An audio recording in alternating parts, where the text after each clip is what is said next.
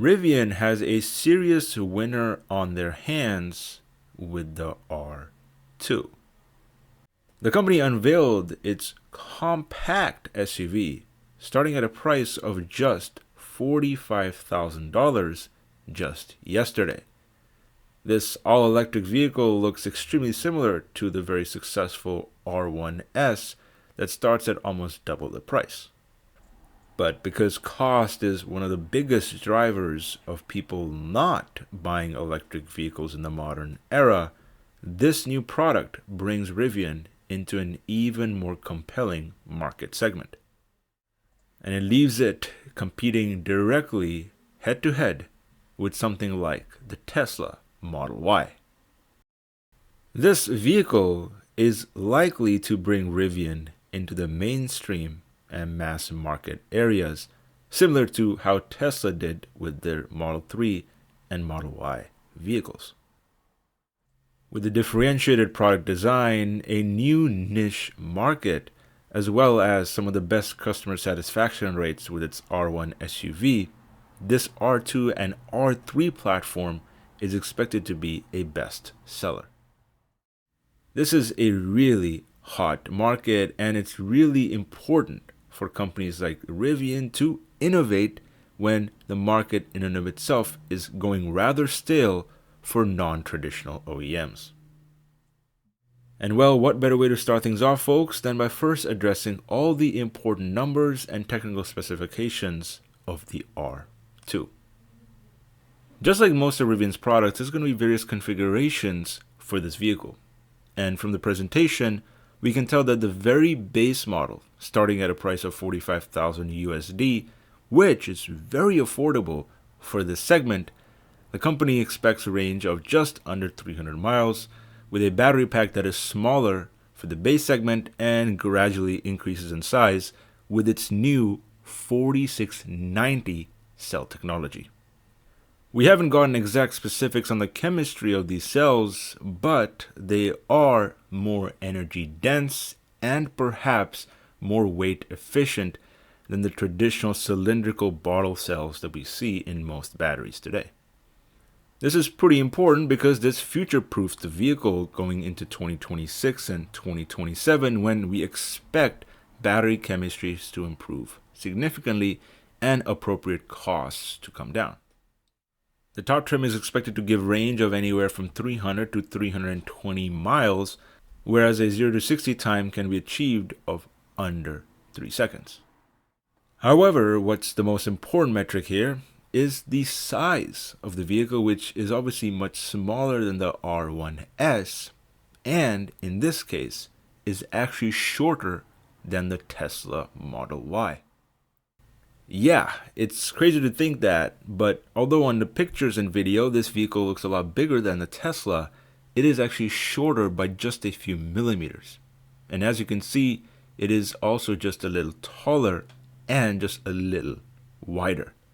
This means that this is an appropriate comparison for the best selling EV in the market, and certainly there's a lot of features that the Rivian provides that the Tesla is simply lacking in this day and age. And the first advantage, in my opinion, has to do with the fact that the Rivian actually looks like a proper SUV. Whereas the Model Y looks much more like a lifted crossover based on the Model 3 platform, the Rivian is much more of a downsized, full-size SUV design, which certainly is more attractive to certain buyers and allows for much more interior cargo and passenger capacity. What's more is the fact that the Rivian is much more of an all-purpose vehicle that can be used off-road with its higher ground clearance, as well as more versatile features in the cabin like AC outlets in the back, as well as a unique ability to fold down all 3 rows of the vehicle completely flat to provide the ability to sleep in and camp inside your truck. The rear window also pulls down, and the rear side windows on the C-pillar also open up to allow for a more airy feel. The truck also has 11 cameras and 5 radars to help with autonomous driving on the highway, where you can take your hands off the wheel and allow the vehicle to steer and brake itself in traffic.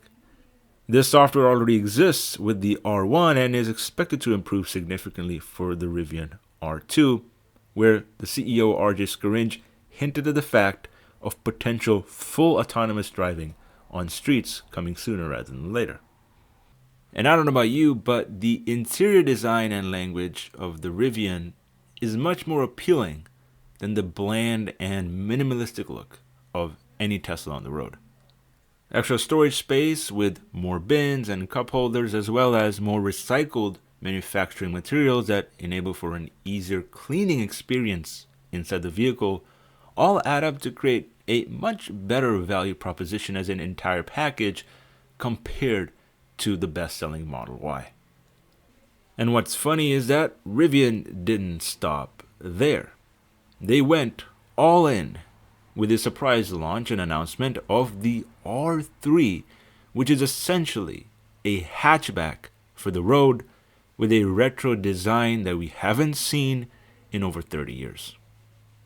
We don't really have any specs or expected production date on this new vehicle, but the reality is it sets a really good standard and benchmark for the overall EV industry as for what we can expect when downsizing electric cars.